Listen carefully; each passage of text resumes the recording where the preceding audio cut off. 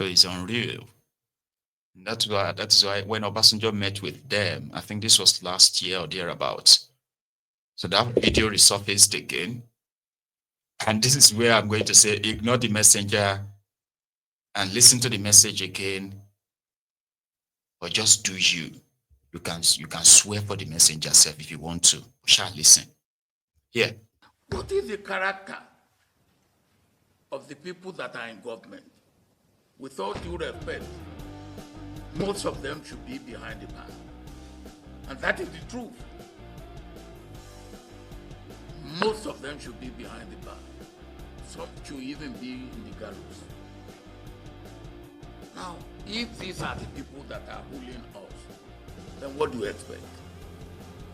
It doesn't matter whether you make whatever you make it will not. So the point is that the character of the people that are coming to government, their attributes, the sort of people, who are they? In my own part of the world, even when you want to give a daughter to marry, you say, hey, look at the background. What is the pedigree?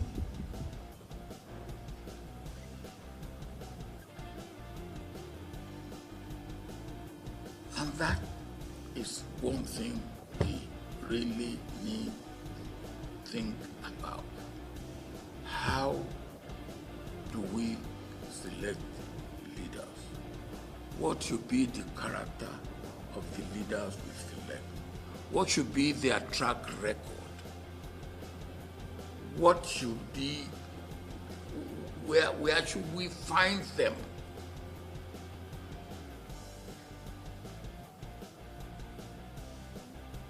Are they role models? Look at, in your own case, with all due respect, you are not supposed to fix your salary or your allowances. It's supposed to be done by the revenue mobilization and what? Okay. But you decide what you pay yourself, the allowances that you give yourself, newspaper allowances, pant allowances, sheeting allowances. You give yourself all sorts of things, with all due respect. And you know it's not right. It is not right. It is not right for me to be the one to declare, determine what I pay myself. It's immoral. And then you are doing it. The Senate is doing it. And you beat your chest. And in some cases, even the executive give you what you are not entitled to. You all got $200 million naira. When we were talking about the suffering of the people who put you there, on top of the obscene salary and allowances you give yourself, you got 200 million naira.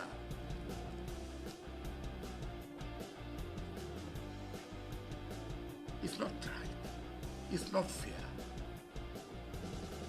It's not good for this country. So this is the thing we have to do. How do we ask people to suffer? And those people who are suffering, please bear with us when you are not showing any sacrifice. And I'm not showing any sacrifice. You are what you are. I am what I am because I'm a Nigerian. Those people out there are Nigerians. They are entitled. So let us look at it that way. For me, that is what we have to do. And as I've said, and I will keep saying it, we are all sitting on a keg of gunpowder, all of us.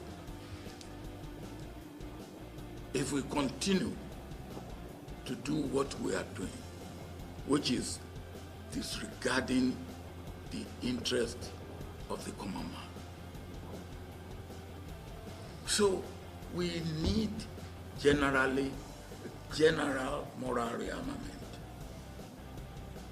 General moral rearmament to look at ourselves and say, yes, we are all wrong, and where we are wrong, then we need to do things differently. We cannot continue to do things the same way that have not worked for us and say, and then if we do that, we are deceiving ourselves. Let us look at things. What must we do differently at the executive level, at the legislative level, at the judiciary?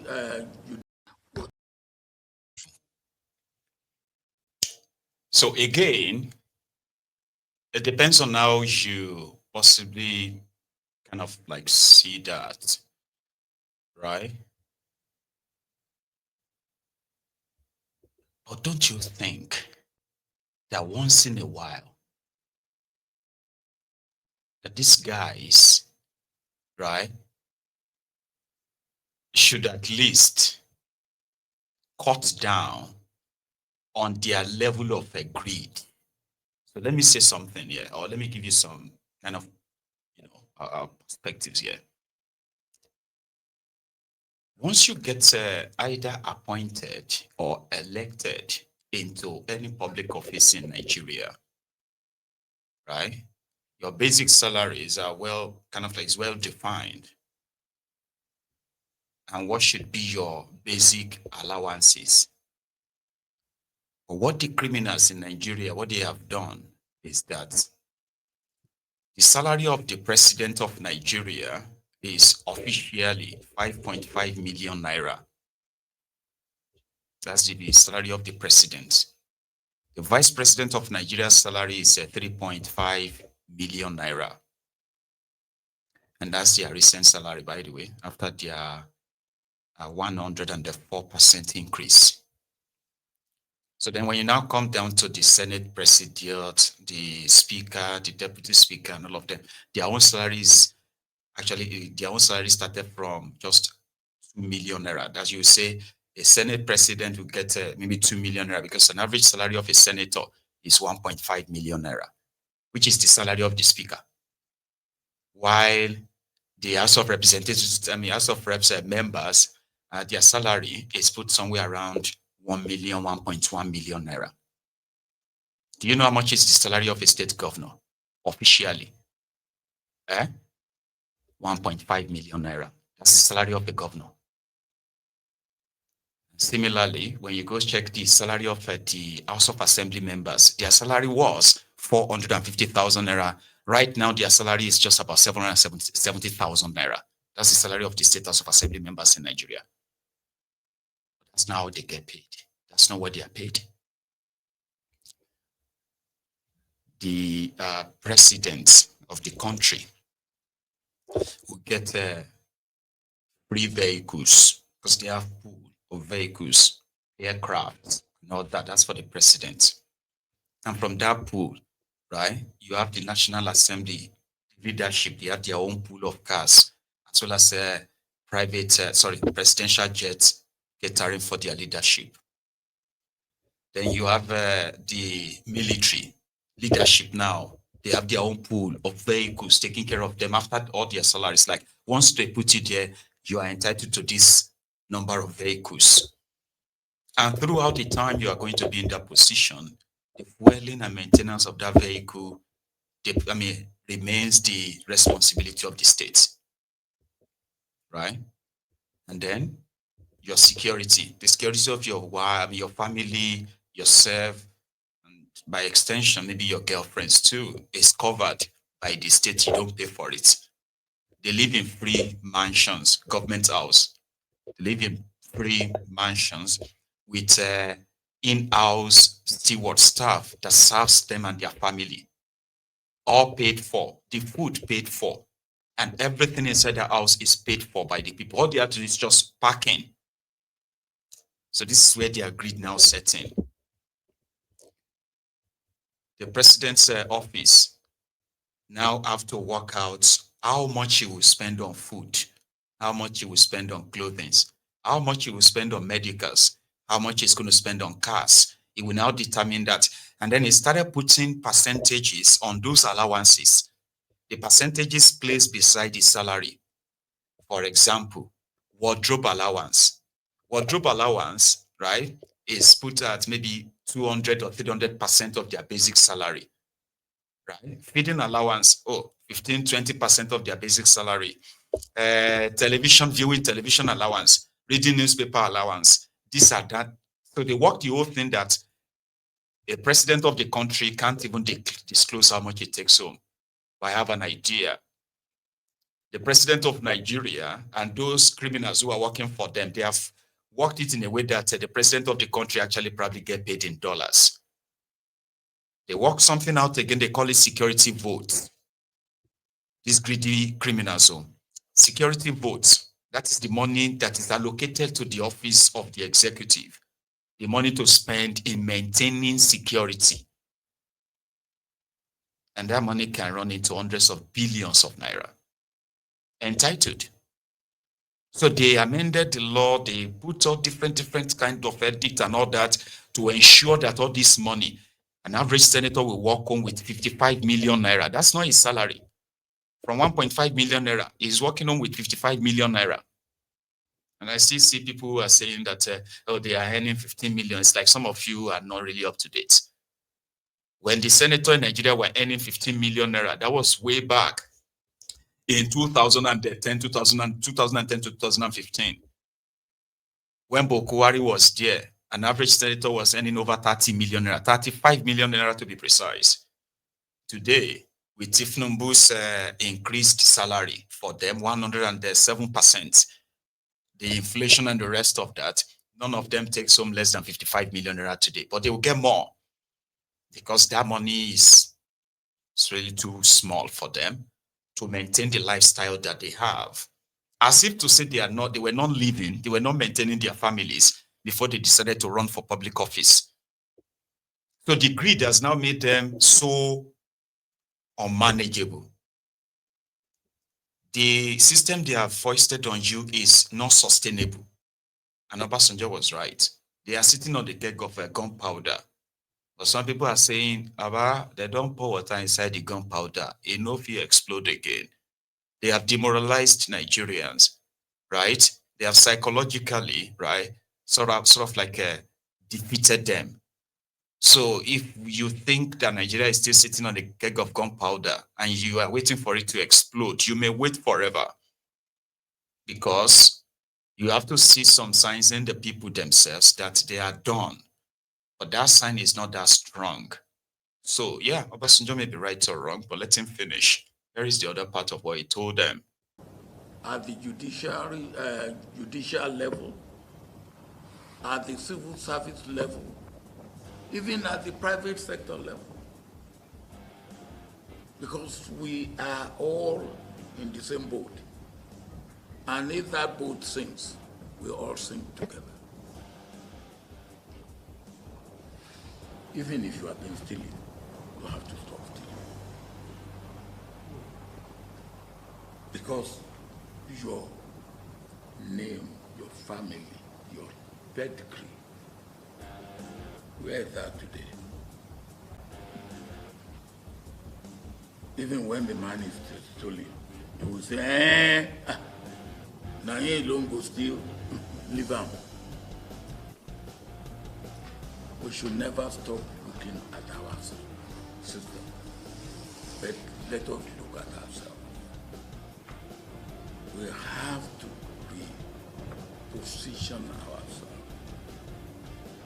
And the harm that we are doing to ourselves in Nigeria, we are not doing to Nigeria alone. We are doing to West Africa. We are doing to Africa. And we are doing to the black race all over the world. Because God doesn't make a mistake. We have the largest concentration of black people in the world in this small land area called Nigeria. And if the black man will make it, it has to be Nigeria leading the black man for making it.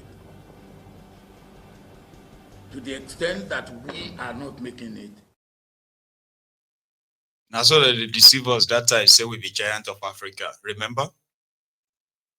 Said that we were the giant of Africa. And because of that, an average Nigerian, right? An average Nigerian, when they see other Africans, they feel like they are their big brothers. Don't lie. How do you feel when you see other Africans? Eh?